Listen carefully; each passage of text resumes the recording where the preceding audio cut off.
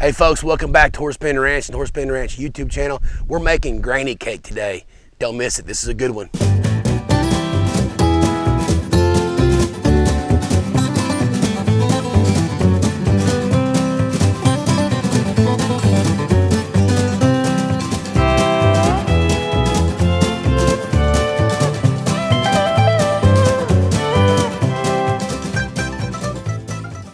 Okay guys, welcome back. We're going to do a granny cake. This is an old family recipe. It's probably called different things with different families, but this is our version of it. I think hummingbird cake might be something somewhat similar. This cake is interesting. It's very moist. We're going to make it in a 12-inch shallow oven today. You can make it in a 12-inch cast iron. You can make it in 12 by 13 casserole dish in your house. But we're going to make it outside on the coals in this 12-inch shallow oven. So let's get started. So we're gonna do 2 cups of all-purpose flour. 2 cups of all-purpose flour. And this is a 2-cup measure. This is all-purpose flour. We're gonna go ahead and sift it because that's how we're doing this one. Already in a sifter. You don't have to necessarily sift it, but I kind of like sifting my flour. We're gonna use 3 of them. 1, 2, and 3. That's a 1.5 cups of sugar. Okay, we're done with that right now. We're going to kind of blend this together real good. Our sugar and our flour. We're going to put some baking soda, a teaspoon of baking soda. I don't usually measure this, but I usually measure a teaspoon of baking soda. I usually measure baking soda and baking powder. That is teaspoon, yep. Kind of windy out here, so that'll work. And we got to put some salt in there. I believe it's about a teaspoon of salt, half teaspoon of salt. So this will be, the recipe will be in the description below. So below the video. So mix this real good. You want to make sure that baking soda is all in your dry ingredients really, really good. Okay, so we're going to crack 2 eggs right there and right here. We're going to whisk them together, and we're going to put them in the batter.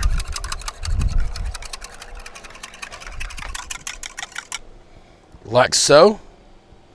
And then we're going to put a 20-ounce can of crushed pineapples with the juice in this granny cake dry batter.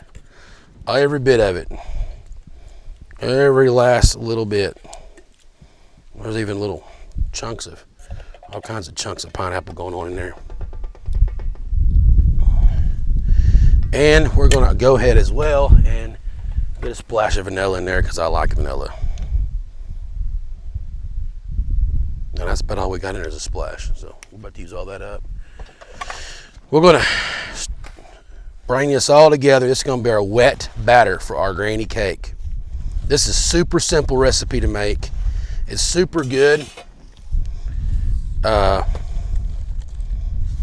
If you're not a pineapple fan, like, you don't necessarily, I don't think you really taste the pineapple, but you may think I'm crazy and you may be like, yeah, you taste the pineapple. I don't want it. So, not a pineapple fan, this may not be for you, but it's not a pineapple-y flavored cake at all. I promise you that. So look how good that looks. You could eat that right now probably, and it tastes good. So I've got my cast iron. I pammed it with some good old Pam. So we're going to bring it over here, and we're going to put all this batter in here like so. Get it all out of here because it's all goodness. Just like so.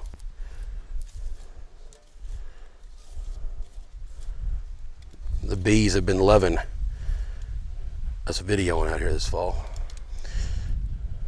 So there you go. How easy was that? Now we're not done, so y'all stay tuned here. We're gonna do something else real fast. Get rid of this.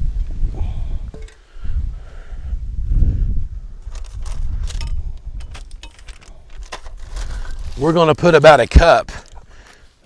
Say that again. We're gonna put about a cup of brown sugar. And I'll tell you, I'm just gonna do a handful of brown sugar. I'm not measuring it. We're gonna bring it out of that bag and we're gonna sprinkle it. We're not gonna stir it in, we're just gonna sprinkle it on top. like so. I want to get a little bit more. We're just going to do this on the edges a little bit, like so. There we go, beautiful. And then we're going to get some pecans. You can use walnuts. I like using walnuts as well. I like them about the same. And you like to crush them, so I'm just going to kind of do this as I go in my hand. These are pecan halves. So, guys, that is your granny cake right there. Real easy to make and really good. You know, this cake's interesting. You can make this cake in the summer, around the holidays, in the spring for Easter. It's good pretty much year round. It's kind of one of them cakes that doesn't really have a shelf life when it comes to what time of year you make it. You can make it pretty much any time. We're gonna put this over coals. If you're cooking this in the house in a 9x13 casserole dish, you would go about 350 degrees for about 45 minutes or so, and until you can stick a toothpick in it and it comes back nice and clean, or a fork. But we're gonna take it to the coals. This is a good cake for Dutch oven cooking, and you'll know why when we're at the end of this deal when we're done, because we really, if you dry it out while you're cooking it, put a lot of moisture back in it, and I'll show you what I mean here in a minute.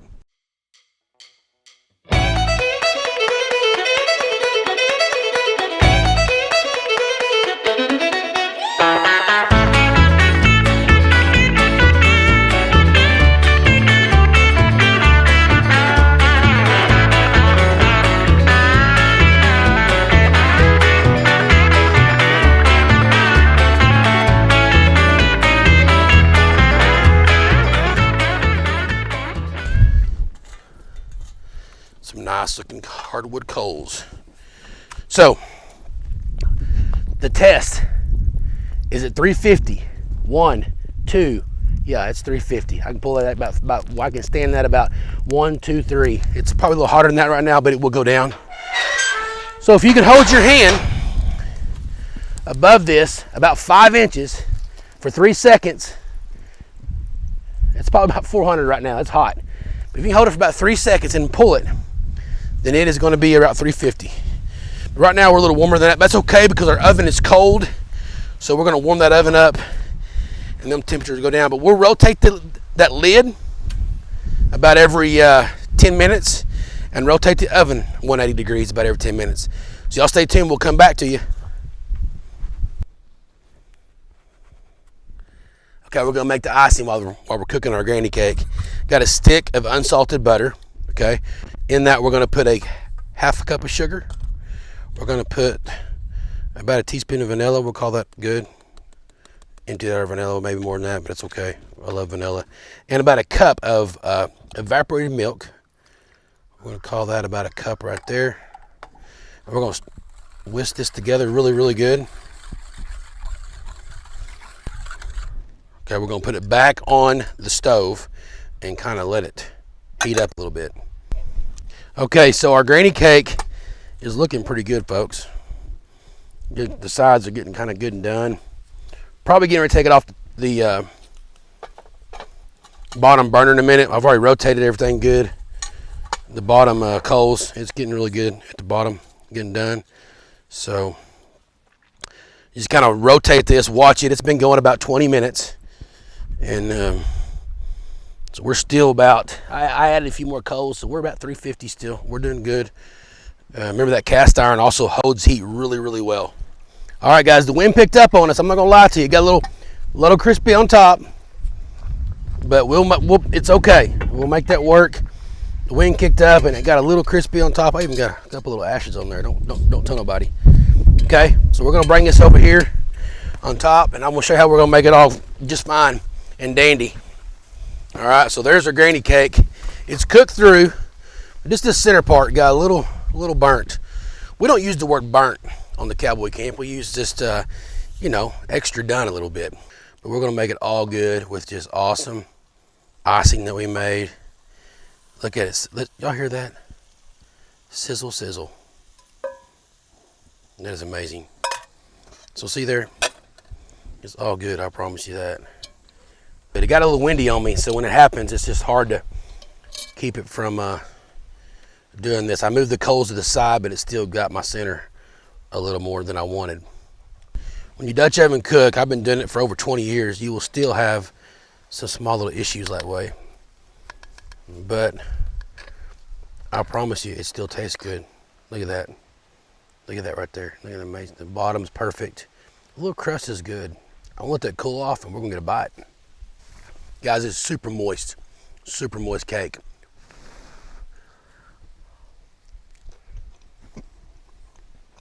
That is hot. That is so good. You cannot beat this cake. It is very good. I can have the rest of this bite.